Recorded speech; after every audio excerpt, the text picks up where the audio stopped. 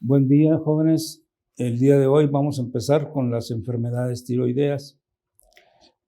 Desde hace muchos años se ha modificado de alguna forma la clasificación de las enfermedades tiroideas. La clasificación más simple es aquella que emplea la función de la glándula. Como glándula endocrina que es, las alteraciones funcionales son o porque funciona de más, hiperfunciona, o porque funciona de menos, hipofunciona. Sin embargo, debido al aumento creciente en el conocimiento de las enfermedades autoinmunes de la glándula tiroides y de algunas otras patologías de la misma, se ha cambiado los intentos de clasificación utilizando la evolución clínica y la clasificación más antigua que existe, que es la morfología. De acuerdo a la morfología, que fue la primera clasificación que se utilizó, se empleaba únicamente el volumen simétrico o no de la glándula para decir que estaba crecida, y eso se le denominaba bocio en términos clínicos, y si este era regular, irregular, nodular o no nodular. De acuerdo a la función, las enfermedades tiroideas pueden ser de tres formas. Una, que alteran la función y esta no produce hormonas tiroideas en forma importante y produce hipotiroidismo. Otra, que la función alterada está en una fase de hipersecreción y produce hipertiroidismo. Y por último, hay alteraciones y hay enfermedades tiroideas que cursan con eutiroidismo. Eutiroidismo significa que no hay alteración en la función. Sin embargo, hay datos directos o indirectos a través de exámenes de laboratorio que existen alteraciones en la glándula tiroides. A eso le denominamos eutiroidismo. De acuerdo a la evolución clínica, esta puede ser transitoria, es decir, aparecer y luego desaparecer y ya no volverse a presentar. Intermitente quiere decir que recurre, que se presenta y luego está un sujeto asintomático y después vuelve a aparecer. A eso se le denomina intermitente. O bien persistente, que es la mayor parte de las enfermedades o alteraciones funcionales de la glándula.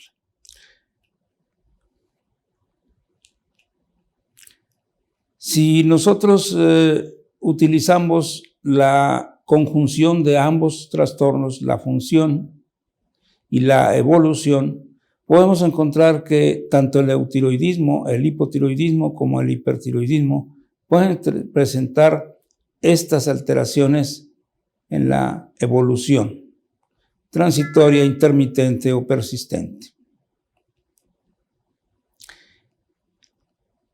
Ya expliqué lo que se trataba, lo que es una forma transitoria, intermitente y persistente. Como veremos más adelante, daré algunos ejemplos.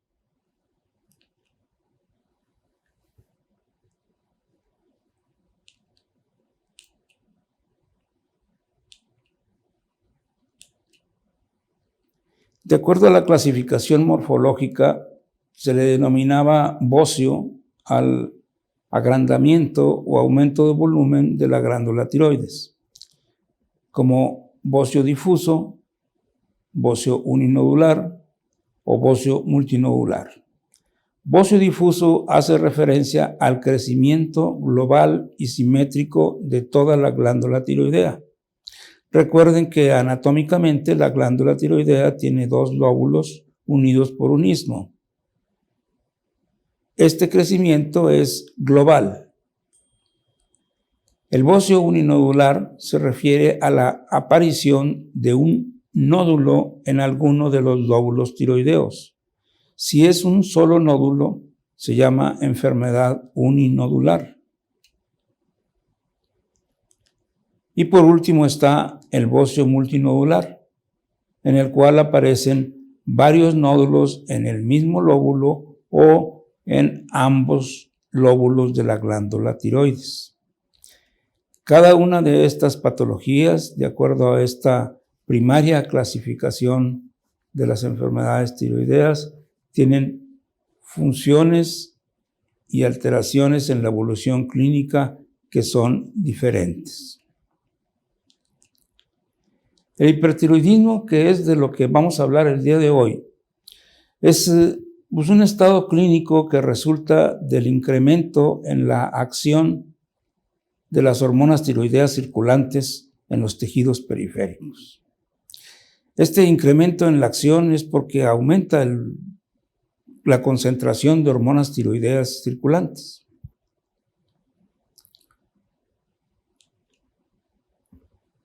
Aquí debemos de distinguir un par de términos que a veces los textos los usan en forma indistinta. El hipertiroidismo como tal y la tirotoxicosis. Utilizamos el término hipertiroidismo cuando hay una verdadera hiperfunción de la glándula tiroides, cuando hay una sobreproducción hormonal, o cuando hay un aumento en la síntesis. En última instancia, este incremento en la síntesis pues produce la hiperfunción propiamente dicha. Y utilizamos el término tirotoxicosis para referirnos a que ese incremento en la concentración de hormonas tiroideas circulantes se debe nada más a una liberación de una hormona que estaba almacenada en la glándula o a un aumento en la ingestión de hormonas tiroideas.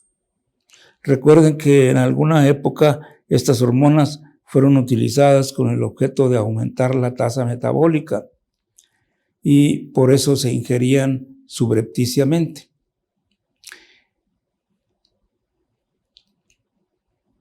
Las causas más frecuentes de hipertiroidismo, es decir, de hiperfunción de la glándula tiroides, son las causas autoinmunes, como lo es la enfermedad de Graves. Le sigue en frecuencia aquí en nuestro medio, estas son algunas de las estadísticas que hemos recopilado a través de los años en nuestro hospital, le sigue en frecuencia el bocio multinodular y por último el bocio uninodular o bien adenoma tóxico. Variedades de hipertiroidismo de acuerdo a la causa tenemos, como dije al principio, las más frecuentes son las autoinmunes, como la enfermedad de Graves o como la hashitoxicosis. Esta hashitoxicosis no hace referencia más que a un sujeto que tiene una tiroiditis de Hashimoto y que de pronto empieza a producir autoanticuerpos que estimulan la función de la glándula tiroides y produce transitoriamente el efecto como si fuera un Graves, pero se le llama hashitoxicosis porque la base histopatológica es una tiroiditis de Hashimoto. La forma autónoma de hipertiroidismo corresponde al adenoma tóxico y luego al bocio multinodular tóxico. Otra forma es la inducida por TSH, el adenoma hipofisiario, por ejemplo, productor de TSH, la resistencia hipofisiaria a las hormonas tiroideas, es decir, los tejidos no sensan la presencia de hormonas tiroideas y entonces hay un incremento de ellas en la circulación. La enfermedad trofoblástica, en donde se produce una sustancia con actividad mimética de TSH y se produce hiperfunción tiroidea. Y por último, el bocio inducido por yodo. Este es el único caso, con excepción de los demás, que tiene captación de yodo radioactivo baja. Todos presentan captación de yodo radioactivo elevada. La prevalencia es 1 en 1000 mujeres y 1 en 3000 varones, o sea, es predominantemente en las mujeres, con una edad que va en la tercera a cuarta década de la vida, la mayor parte de los sujetos. Algunas variedades de tirotoxicosis que no vamos a tocar en este tema, que vamos a hacer referencia únicamente a la enfermedad de Graves y al hipertiroidismo, son como cuando ocurre en forma transitoria tirotoxicosis en un sujeto que tiene una tiroiditis subaguda, viral o silenciosa, postpartum, ¿verdad? Estas son variedades de tiroiditis o de tirotoxicosis transitoria, y estas son tirotoxicosis ectópica. Ejemplos son la ingestión subrepticia de hormonas tiroideas, el estruma ovárico y el cáncer folicular metastásico funcionante, el cual afortunadamente es sumamente raro. Todas estas variedades de tirotoxicosis, a diferencia de las de hipertiroidismo que mencionamos con anterioridad, todas presentan captación de yodo radioactivo a las 24 horas baja. En el hipertiroidismo hemos hecho un recuento de la frecuencia en porcentajes de la mayor parte de los síntomas que se presentan. Con mucho, la conjunción de estos es la que nos sugiere el diagnóstico de hipertiroidismo. El nerviosismo ocurre aproximadamente en el 85% de los casos.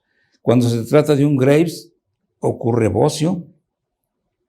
Pero es importante también la hiperhidrosis, la intolerancia al calor, las palpitaciones, la taquicardia en reposo, la disnea, la fatiga y la debilidad, la pérdida de peso, a pesar de que está aumentado el apetito, pierden peso. El exoftalmos, que es particularmente, junto con el bocio, pues parte integrante de la enfermedad de Graves, como vamos a ver más adelante. Hay otros 2 integrantes más de lo que sería la enfermedad autoinmune con hiperfunción de la glándula tiroides.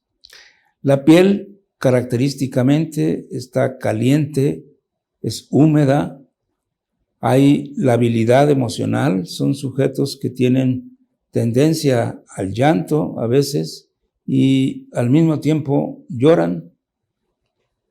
Hay un porcentaje no despreciable de fibrilación auricular. Ocurre disinergia oculopalpebral por el efecto hipermetabólico y hiperadrenérgico de la enfermedad.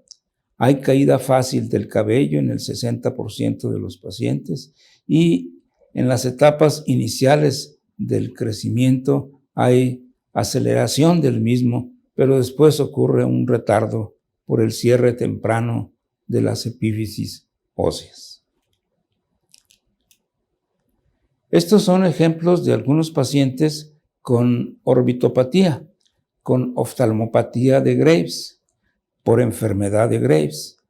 Esta paciente ustedes pueden observar que normalmente uno no puede ser capaz de observar la esclerótica en la parte inferior y claramente se aprecia que pues hay exoftalmos, es decir, que hay cierta protrusión hacia adelante de los ojos. Esta otra paciente presenta una afectación ya de los músculos extraoculares.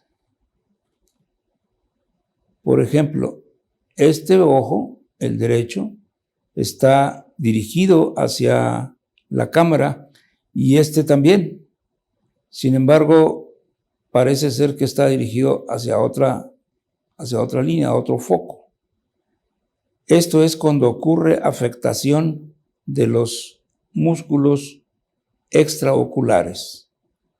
En este caso, el recto interno está debilitado porque está infiltrado y el recto externo jala el ojo hacia afuera y un poquito hacia arriba.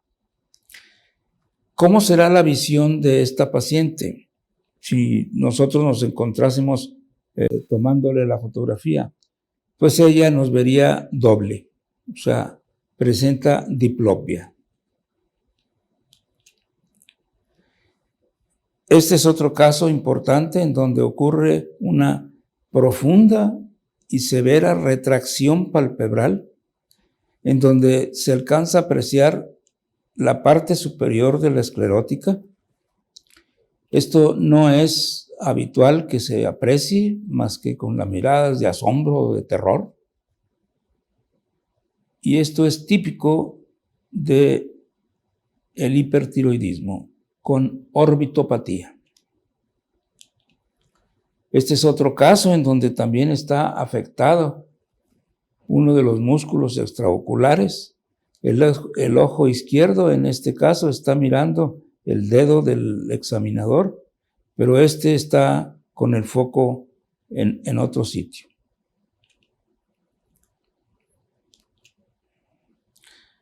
Aquí es un caso más severo de orbitopatía, de oftalmopatía, en donde hay un edema muy importante de los tejidos circundantes a la cavidad orbitaria. Aparte del exoftalmos, de la retracción palpebral, ¿sí?, hay edema importante de los párpados y congestión conjuntival muy importante.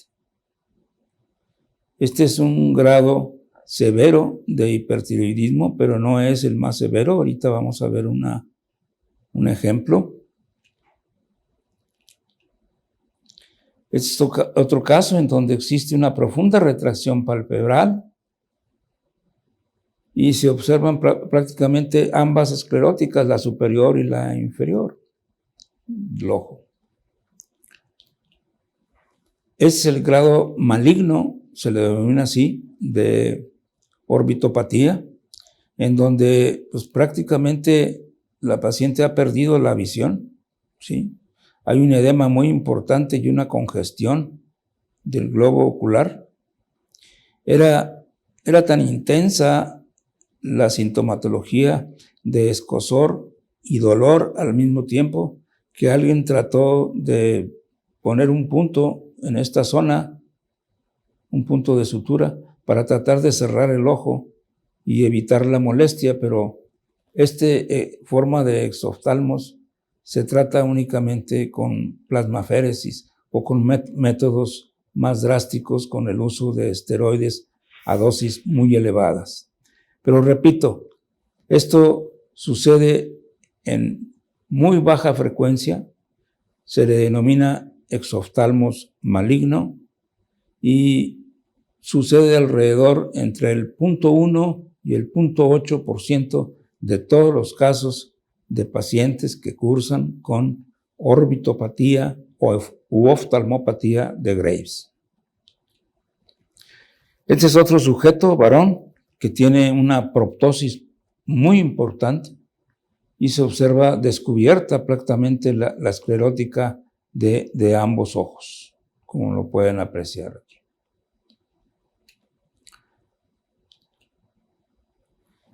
Este es el caso de una paciente que se pensaba tenía un exoftalmos unilateral, pero no.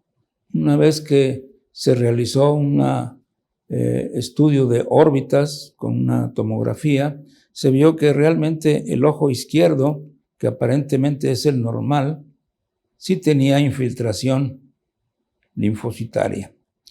Y acá se aprecia la proptosis y la retracción palpebral en el ojo derecho.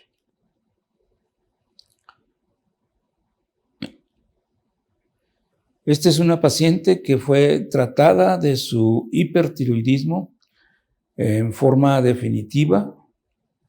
Después de haber utilizado drogas de acción antitiroidea, se le llevó al eutiroidismo y 2 años después la orbitopatía no cedía y quedó con la hendidura palpebral asimétrica. Esta paciente decidió intervenirse quirúrgicamente a fin de asegurar una simetría mejor en las hendiduras palpebrales. Aquí está después de la cirugía. Lo que se hace es una tarsorrafia, es decir, el musculito que eleva el párpado se le hacen varias secciones y se trata de igualar la hendidura palpebral de un lado con la del otro. Una vez que el proceso de cicatrización ha desaparecido, la paciente quedó en estas condiciones. Se sigue apreciando un poquito mayor la hendidura palpebral por la proptosis del ojo ocular, pero de ninguna forma como estaba al principio. Este tipo de cirugía solo se desarrolla en aquellos pacientes en donde ya la enfermedad, tanto la Graves como la orbitopatía o oftalmopatía, están inactivas.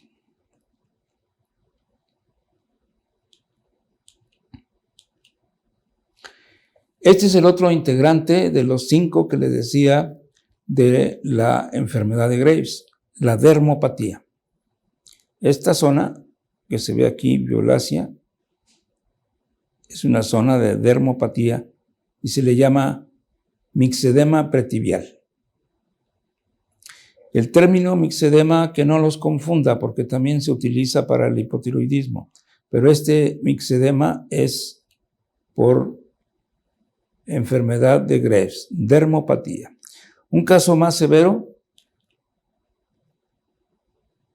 es este, en donde aquí la piel adquiere una característica casi paquidérmica, como pueden ustedes observar.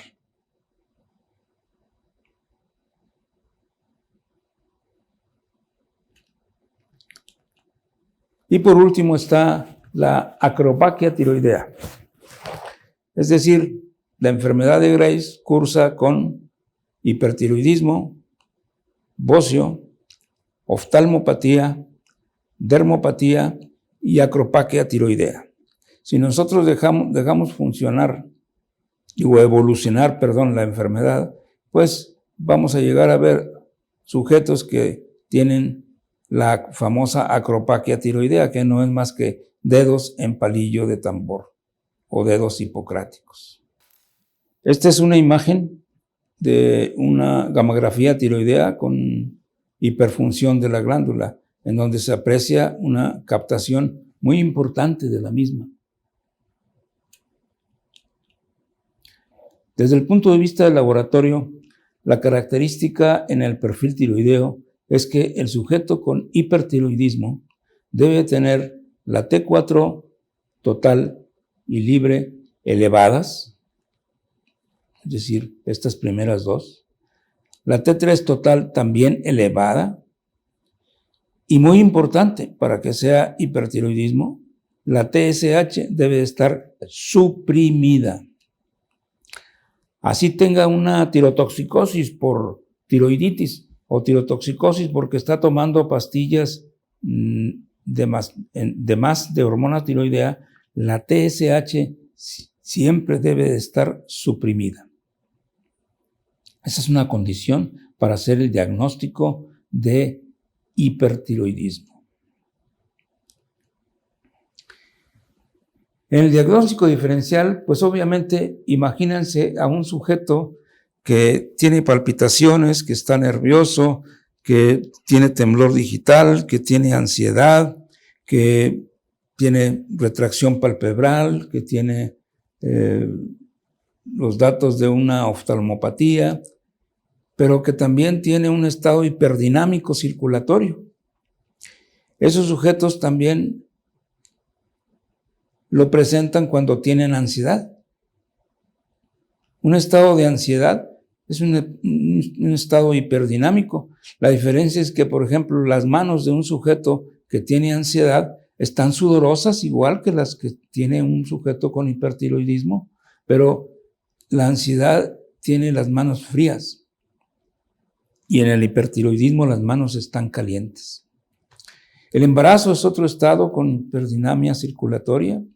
La diabetes descontrolada, no la diabetes controlada, la diabetes descontrolada puede producir un estado hiperdinámico.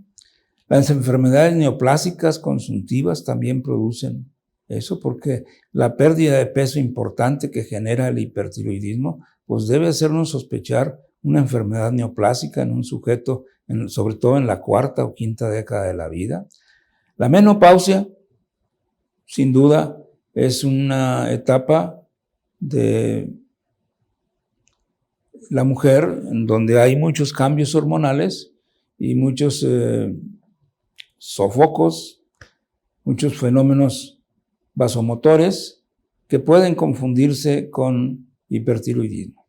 Y por último está un estado de hiperadrenergia, producido por un tumor de las glándulas suprarrenales que produce crisis hipertensivas, como lo es el feocromocitoma. En una crisis, un paciente con feocromocitoma puede simular inicialmente, si no se ha checado la presión arterial, pues un cuadro de hipertiroidismo. Pero repito, todas estas 6 cosas deben ser consideradas en el diagnóstico diferencial de un hipertiroidismo.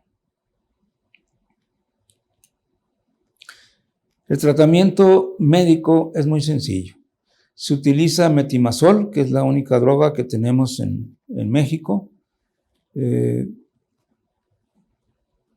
La dosis puede fluctuar entre 15 hasta 60 miligramos al día. Puede ser repartida en 3 tomas o en 2 tomas. Y después de algún tiempo se puede dar una sola toma, puesto que se concentra 20 veces más en la glándula. Puede tomarse una sola dosis. En niños, la dosis va de 0.4 miligramos por kilogramo de peso por día. Las complicaciones son importantes mantenerlas en mente, porque el uso de este medicamento puede dar lugar a alteraciones en la médula ósea, a producir agranulocitosis, que algunas veces puede ser fatal si no se trata en forma adecuada, y a una hepatotoxicidad severa. Entonces, estas son las 2 complicaciones más severas, más importantes, que pueden suceder con las drogas de acción antitiroidea como el metimazol, que son útiles para el tratamiento inicial médico del hipertiroidismo. Las formas definitivas de tratamiento son 2: el uso de yodo radioactivo y la tiroidectomía subtotal. Hoy día, la tiroidectomía subtotal prácticamente ha desaparecido del armamentario del tratamiento de la enfermedad de Graves o del hipertiroidismo, debido a que el yodo radioactivo es bastante efectivo y de que la tiroidectomía subtotal no asegura que el sujeto resuelva completamente su problema. Pueden presentarse recidivas.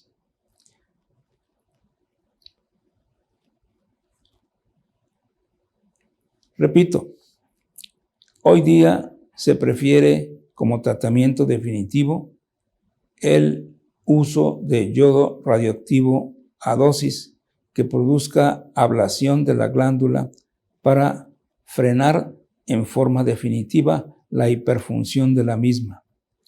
Vamos a transformar la hiperfunción a una hipofunción, que es mucho más fácil del tratamiento y que aseguramos que ya no tenga recidivas ni tenga complicaciones.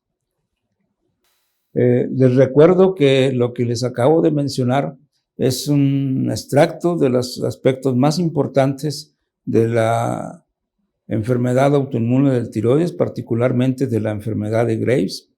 De ninguna manera reemplaza la lectura que ustedes deben hacer de su clase teórica. Únicamente remarcamos en este momento los aspectos más importantes que tienen que recordar. Vuelvo a insistir, lo más importante es que ustedes conjunten esto que escuchan aquí, que observan aquí, con la lectura de su clase en su libro de texto. Muchas gracias. Aquí concluimos las enfermedades por hipertiroidismo.